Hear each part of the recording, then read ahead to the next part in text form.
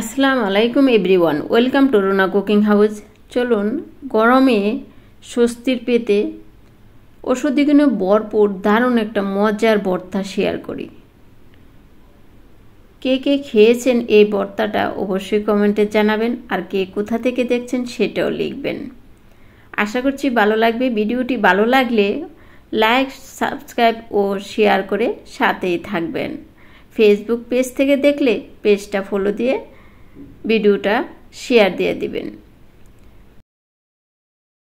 এই ভর্তাটা বানানোর জন্য আমি নিয়ে নিলাম এখানে তিসিটা হয়তো সচরাচর সবাই চিনেন, আর এর ঔষধি গুণের কথা তো বলা অপেক্ষা থাকে না। সবাই জানেন এর উপকারিতা কতটা, আর না জানলেও কিন্তু আপনারা এটা দেখে নিতে পারেন। তো এই তিসিটা ভালোভাবে পরিষ্কার করে নিতে হবে। ময়লা থাকলে ছেঁকে বা চালনাতে চেলে নিতে হবে। সুতি কাপড় দিয়ে একটু মুছে নিলেই এর ময়লাটা চলে যাবে। এটা কিন্তু পানি দিয়ে ধোয়া যাবে না, পানি দিলে কিন্তু এটা আঠালো হয়ে যাবে। তো এটা শুকনো খোলায় কিন্তু বেজে নিতে হবে। এরকম ফুটতে শুরু করলে চুলার আঁচটা কমিয়ে দিয়ে এটাকে বেজে নিতে হবে, তা না হলে ফুটতে ফুটতে সবগুলোই নিচে পড়ে যাবে।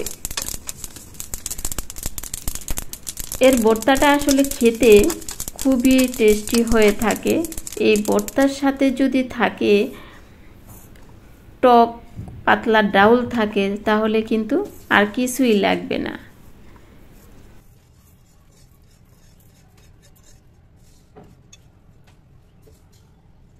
তিসিটা বেজে আমি ব্লেন্ডারে ব্লেন্ড করে নিব। ব্লেন্ড করলে এরকম হয়ে যাবে, দেখতে পাচ্ছেন। এটা পাটায়ও কিন্তু পিষে নেওয়া যাবে। একদম মিহি গুঁড়া করে নিয়েছি আমি। যেহেতু এটা বেজে নিয়েছি মুচমুচে, এটা কিন্তু ব্লেন্ড করলে মানে একটা বা দুটা গুঁড়োটি দিলেই এটা খুব সহজে পাউডার হয়ে যাবে।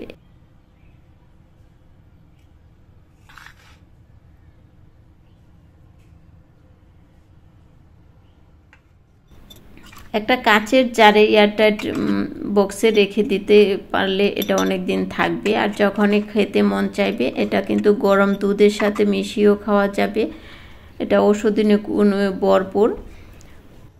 আমি ভর্তা তৈরি করব, সেজন্য কিন্তু এখানে 3টা মরিচ ভেজে নিচ্ছি। মরিচটা লালই থাকবে, ভিতরে সুন্দর একটা কালার থাকবে আর ভাজা হয়ে যাবে। এখানে দিয়ে দিচ্ছি পেঁয়াজ কুচি, সরিষার তেল দিয়ে ভেজে নিচ্ছি কাঁচামরিচ কুচি। কাঁচামরিচ পেঁয়াজ এটাকে বেশি ভাজবো না, একদম বেরেস্তা করার কোনো দরকার নেই। হালকা একটু কালার আসলে বা নরম হয়ে গেলে এটাকে চুলাটা অফ করে দিব। দিয়ে দিচ্ছি এখানে লবণ আর মরিচ 3টে নিয়ে নিলাম।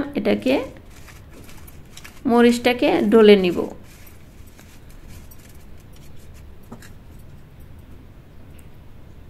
আর দিয়ে দিচ্ছি এখানে ভাজা মরিচ, কাঁচামরিচ, পেঁয়াজ। সরিষার তেলে ভেজেছিলাম, সেজন্য কাঁচা সরিষার তেলটা আর দিচ্ছি না। যদি আপনাদের মনে হয় তাহলে অল্প একটু সরিষার তেল দিয়ে দিতে পারেন, বা ধনিয়া পাতা কুচিটাও দিতে পারেন। আমি সব কিছু ভালোভাবে একটু মাখিয়ে নিচ্ছি।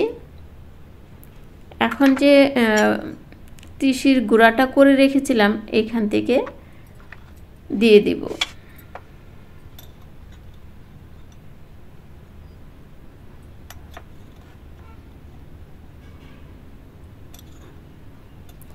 যার যার পছন্দ মতো বেশি কম যেরকম খেতে চান পরিবারের মেম্বার অনুযায়ী কিন্তু অ্যাড করে নিতে পারবেন। আর জাল ও কে কীরকম পছন্দ করেন সেটা দিতে পারবেন। সব কিছু একসাথে মাখিয়ে নিলেই খুব সহজে কিন্তু হয়ে গেল এই অসাধারণ ভর্তাটা। ভর্তার স্বাদটা আসলে তিল বা বাদামের ভর্তা আমরা যেরকম স্বাদ পাই ঠিক সেরকমই কিছুটা। আশা করছি হাতের কাছে আপনারা পেয়ে যাবেন। এটা মশলা দোকানে বা মুদির দোকানে চাইলে পেয়ে যাবেন।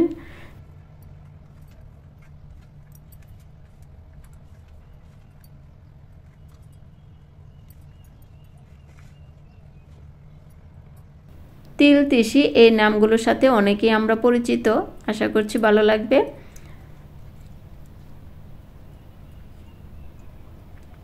তো খেতে খেতে বিদায় নিচ্ছি। আল্লাহ হাফেজ।